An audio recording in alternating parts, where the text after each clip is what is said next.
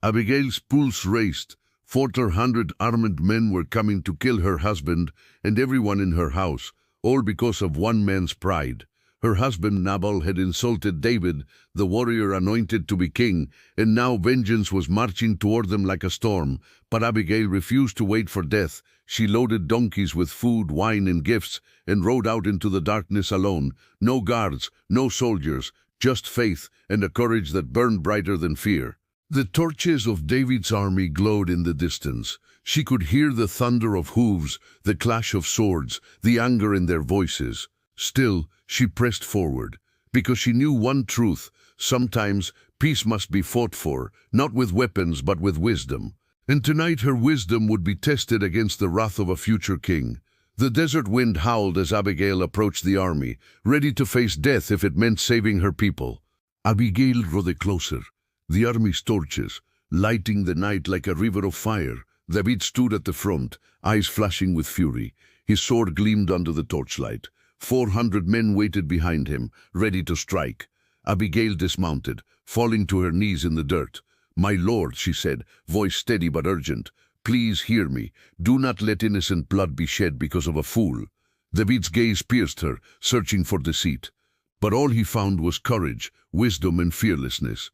"Who are you to speak to me like this?" David demanded, his voice booming. "I am Abigail," she answered, lifting her head just enough to meet his eyes. "I come with gifts, not as a servant of men, but as a servant of God. Turn away from vengeance, let peace prevail." A hush fell over the army. No one had ever dared to confront David with such boldness, and yet there was something in her words, something that calmed the storm raging in his heart. David's hand trembled over his sword. The fury of a warrior met the wisdom of a woman, and for a moment the desert itself seemed to hold its breath. Tonight, Abigail would either save her household or witness the fury of a king unleashed. David's sword hovered above the ground, his chest heaving. Every instinct in him screamed for vengeance, yet every word Abigail spoke struck him like lightning. "Blessed be the Lord," she said, "who keeps his people from evil. Please let no harm come tonight because of my foolish husband." David's gaze softened, just slightly, as he looked at her. Here was a woman who risked everything, her safety, her life, to prevent bloodshed, not by fear, not by force, but by courage and wisdom. He lowered his sword, slowly. The army shifted, unsure. Their leader was listening, truly listening. "Your words honor the Lord," David said at last, "and your courage honors you." Abigail bowed, her heart pounding, relief mixing with awe at the warrior before her. The desert night seemed to breathe with a quiet intensity, as if even the wind recognized the miracle unfolding. The moment was brief, yet eternal. The fury of a king had been stopped by the bravery of one woman. The silence lingered, heavy, holy, and still. Then Abigail spoke again, her voice steady but humble. "Please, my lord, accept these gifts. Bread, wine, meat, all I could carry. Let them be a peace offering." She motioned to her servants, who stepped forward with baskets and jugs, placing them gently at David's feet. David looked down at the offering, but his eyes kept returning to her, to the woman who stood unarmed before an army and turned wrath into mercy. "Abigail," he said slowly, "you have shown more wisdom tonight than many who sit on thrones." His men exchanged glances. David's tone was no longer fierce. It carried respect, even gratitude. Abigail bowed her head. "My heart is at peace, my lord. May God bless your path and keep your hands from blood." David nodded, his voice softer now. "And may he bless the woman who stopped a king from sin." For a moment, neither spoke. The firelight danced between them, a silent acknowledgement of something divine. That night, mercy triumphed over vengeance, and Abigail's name was forever written among the wise. David's soldiers began to whisper among themselves. They had seen many battles, but never a single woman stop a war with her words. One of the men muttered, almost in awe, "Truly the Spirit of God is with her." David sheathed his sword. The metallic sound echoed through the valley, a sign that the danger had passed. He looked at Abigail again and said quietly, "Go in peace. You have spared your people and my soul." Abigail nodded, emotion trembling in her voice. "Then may peace remain with you, my lord." As she turned to leave, the soldiers made way for her, not out of pity but respect. They watched the woman who had faced a king's fury and left him humbled. The wind calmed. The desert fell silent again. David stood still, his eyes following her as she rode away into the darkness. "That woman," he whispered, "was sent by God himself." That night, no blood was spilled, only hearts were changed. And David, the warrior, would never forget the woman who taught him mercy. The night was quiet when Abigail returned home. Her heart was still pounding from what she had seen. The sword of David lowered, the wrath of an army calmed. But as she entered her courtyard, the sound that greeted her was not silence, it was laughter. Drunken, careless laughter. Inside the great hall, Nabal, her husband, feasted like a king. Wine spilled down his beard as musicians played and servants trembled. He had heard nothing, he knew nothing. Abigail stood at the doorway watching, her eyes, still glowing from divine courage, now filled with sorrow. "He feasts," she whispered, while death brushed so near. She said nothing more. The night was not yet ready for truth, so she waited, until the morning, when wine turned to weakness and arrogance to fear. For dawn would bring more than sunlight, it would bring judgment. The first light of dawn crept over the hills. The echoes of laughter had vanished, replaced by silence, heavy, uneasy, waiting. Abigail stood near the doorway, watching the servants clear the remains of the feast. Nabal still slept inside, his head heavy with wine and pride. When he finally awoke, the man who had mocked kings rubbed his eyes and groaned. "More wine," he barked. "Why are you all so quiet?" Abigail stepped forward, calm, composed, her voice cut through the still air like a blade. "Because death was at our door last night." Nabal froze, his eyes flickered with confusion, then fear. "David was coming," she said, "with 400 men to destroy everything we have, and I went out to meet him." The color drained from his face. He staggered back, clutching his chest. What did you do?" he gasped. "I saved your life," she answered softly, "but not your soul." And as the weight of her words fell, so did Nabal, struck down by terror, his heart turning cold as stone. The fool who defied a king now faced the judgment of heaven. Days passed. The sun rose and fell over the hills of Carmel, but the shadow of that day remained in every heart that had witnessed it. Then came a rider, fast, breathless, carrying a message from Abigail's house. David stood beneath the open sky when he heard the words, "Nabal is dead." For a long moment he said nothing. The wind stirred his cloak, his eyes lifted toward heaven. "Blessed be the Lord," he said quietly, "who has upheld my cause and kept me from doing evil." The men around him nodded, some in awe, others in silence. But David's heart was not filled with triumph. It was filled with wonder, for he knew this was no mere coincidence. "The Lord has fought for me," he murmured, through the wisdom of a woman. He turned to one of his men. "Go," he said, "and bring her word. Tell Abigail that David, son of Jesse, desires her hand." And as the messenger rode out once more across the desert, Abigail's story, born from courage, forged in faith, was about to begin a new chapter. One not of survival, but of destiny.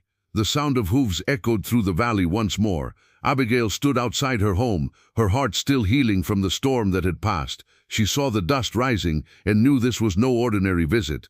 The messenger dismounted, bowing deeply. "No percent, come Antonan. One in a course of the biche proximovidad Yoruba found pan preptodastekidar. Sing mosa repiche blosto, bikerelo mecho en bespenikona bigial pan lepricora."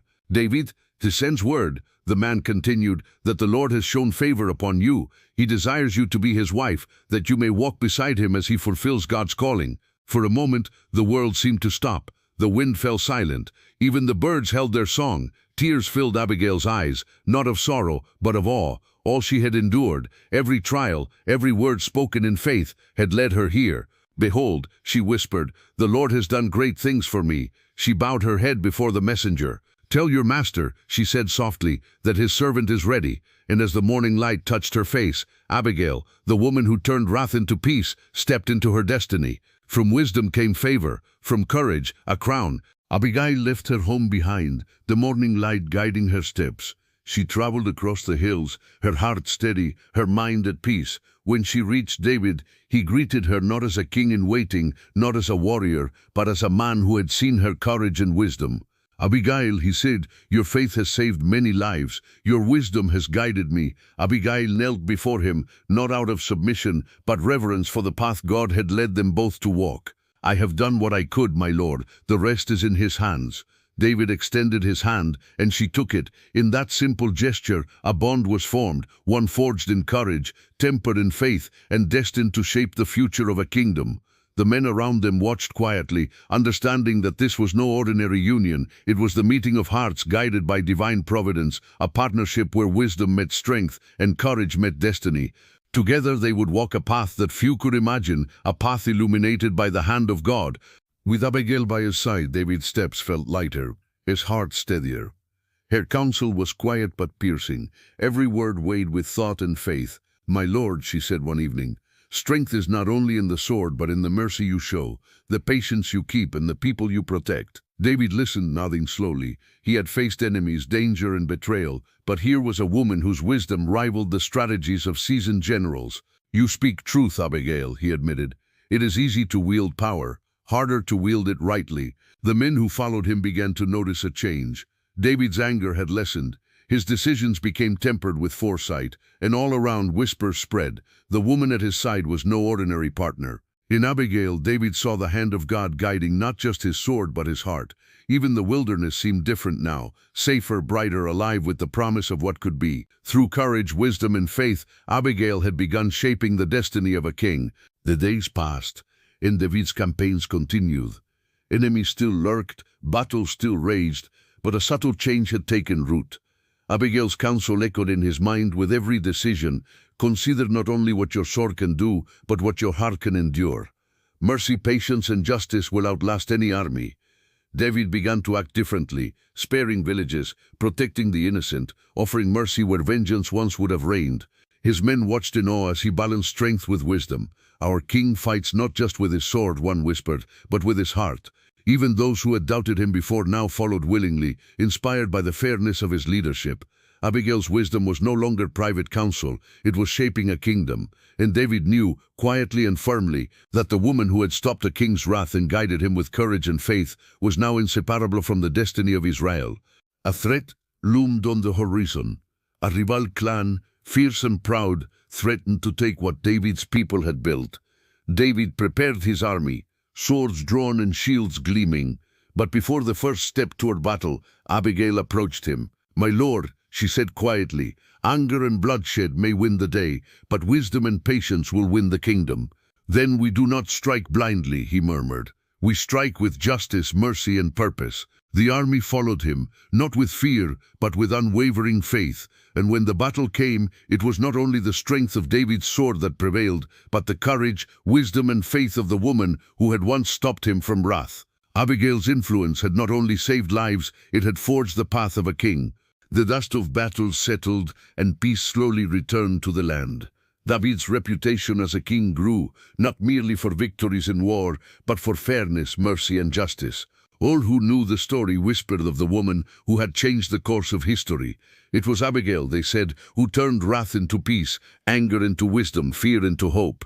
David often looked to her, not only as a partner, but as a guide. Her counsel had shaped the man he was becoming, a king worthy of his people, a man guided by faith. And Abigail, she walked quietly beside him, her heart humble, her spirit strong, her courage unbroken. Through every triumph, every challenge, every shadow that fell across Israel, her influence remained, a reminder that true power often lies not in armies or swords, but in wisdom, faith, and the courage to act when it matters most. But of destiny fulfilled, and a legacy that would echo through generations.